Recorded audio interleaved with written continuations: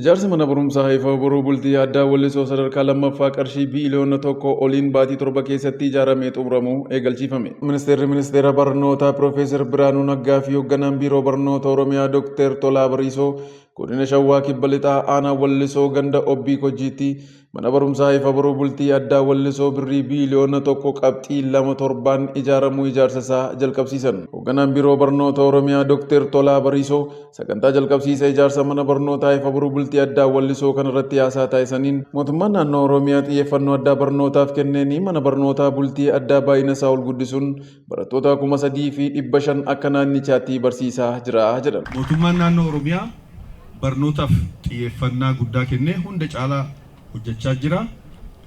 Waggoota jijjiiramaa kana keessatti duraan mana barumsa bultii addaa 2 qofa kan qabnu kanarra ijaarru kana wajjin 10 ta'ee jira. Hanga ammaatti manneen barnoota addaa kana keessatti bultii addaa kana keessatti barataa 3,500tu barataa jira. Barattoonni kun bara kana yeroo duraatiif maatiriikii ni fudhatu qabxii guddaas ni galmeessu jennee abdii goona jechaadha. Dooktar Tolaan itti dabaluun rakkoo qulqullina barnootaas bu'uura irraa furuu fi hojjetamaa jiraachuu fi manni barnootaa bultii addaa Wallisoo kun akka naannichaatti kan sab-lammii afeeruun adda ta'eera jedhanii baajata mootummaa naannoo Oromiyaa birrii biiliyoona tokko qabxii 2.7 ijaaramaas dubbatan. Mootummaan naannoo Oromiyaa rakkoo qulqullina barnootaa amma nu qunnamaa jiru kana hin hiikna jedhee hojii guddaa bu'uuraan hojjetaa jira. Waggaa 6 dura Oromiyaa keessatti manneen barnootaa bu'uura boruu 1,000 gadi turan lakkoofsi isaa 971 1,000 gadi jechaadha. Haa ta'u malee uummata keenya qindeessinee wanti kun imaammata barnootaa keessa galee yeroo ammaa kanatti bara kanatti mana barumsa bu'uura boruu 17,585 ijaarree ijoollee miliyoona 2 keessatti barsiisaa jirra. Kun seenaa guddaadha. Kanaaf uummanni keenya uummata raajii hojjetu waan ta'eef uummata keenya guddaa galateeffachuun barbaada. Baruma haaromsaa kana keessatti sirni barnootaa akkuma beekamu jijjiiramee jira. Jijjiirama sirna barnootaa kana keessatti sirni barnootaa amma jijjiiramee jiru kuni beekumsa, dandeettii akkasumaanis immoo laalama jaarran 21ffaa addunyaa irratti humni namaa barbaadu kan gonfachiisudha. Isa qofa odoo hin taane beekumsaaf dandeettii jaarraa 21ffaa qofa odoo hin taane beekumsa xabboo, beekumsa hawaasa keessa jiru kan akka barnoota gadaa, kan akka barnoota safuu kanis dabalatee barumsi kennamaa jira jechaadha.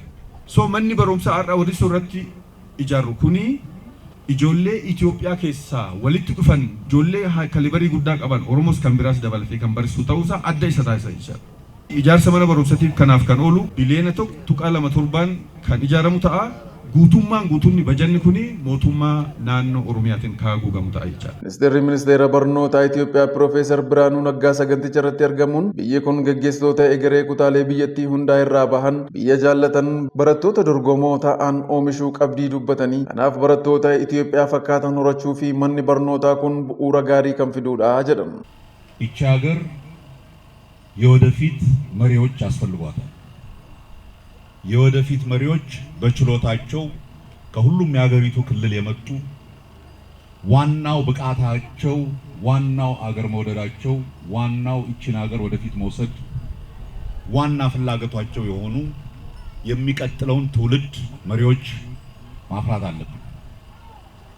ያንን ለማድረግ ከሁሉም የሀገሪቱ ክፍል በትምህርት ከፍተኛ ውጤት ያመጡ በየትምህርት ቤቶቻቸው ባመጡት ከፍተኛ ትምህርት ውጤት ብቻ ሳይሆን ለብቻ እንደገና ፈትነን ከሁሉም የሀገሪቱ ክልል የምንቀበላቸው ተማሪዎች ናቸው።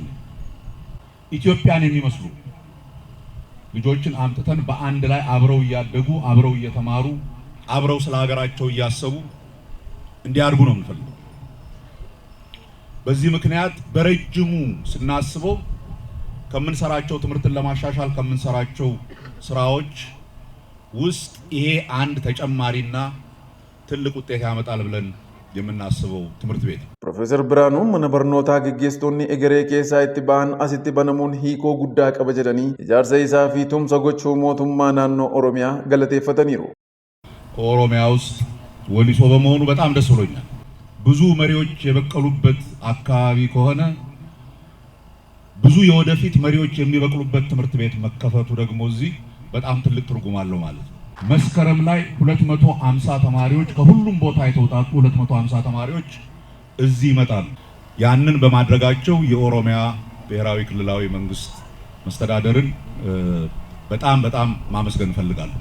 Jiraattonni magaalaa Wallisoo carraa ijaarsa piroojeektii kana argachuu isaaniitti gammadanii mootummaas galateeffataniiru. Akka Oromiyaatti otoo hin ta'in akka guutuu Itoophiyaatti barattoonni dhufanii waan asitti baratanuuf kan biraa yeroo gabaabaatti waan dhumuuf baay'ee itti gammanna. Bakka guddaa qaqqabuudhaaf barnoonni barbaachisaadha. Ijoolleen keenyas immoo as keessatti barattee akkasumas immoo lammiin biraallee sabaaf sablammoonni adda addaallee dhufanii bakka kanatti lafa barachuudhaaf filatamuu isaatiif gammachuun natti dhagahame baay'ee olaanaadha jechaadha. Mootummaa Haile Sillaasees argee kan Dargii argee kan Wayyaanees argee amma waggaa gabaabaa kana keessatti Itoophiyaa keessatti wanti takkaan argame waan takkaan dhagahamin argamaa waan jiruuf mootummaa naannoo Oromiyaas ta'e mootummaan federaalaa baay'ee uummata kana guddisaa daraarsaa badhaasaa jira. Mootummaa kana nu godheef ammas kan fuulduraattu kanuma fillee itti nu dabalee mootummaa kana baay'ifnee isa galateeffannaa mootummaa nageenyaa kana baay'ifnee galata guddaa kennina.